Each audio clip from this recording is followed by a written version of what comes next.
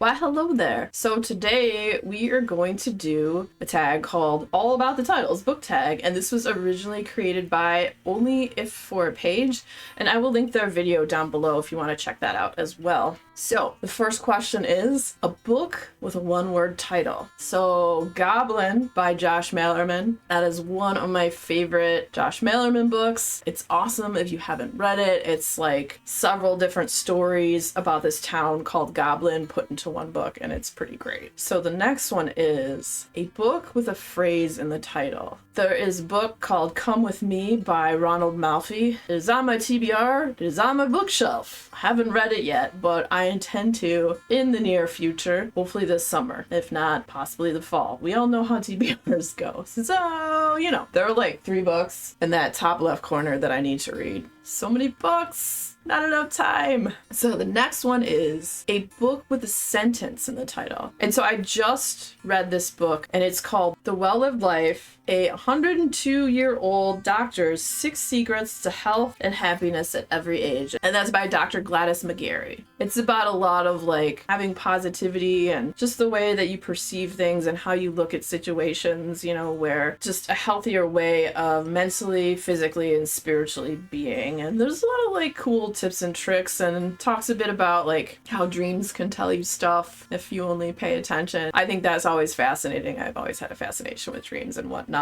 and healthier living, you know. I always like reading books like that. That's appeals to my hippie heart.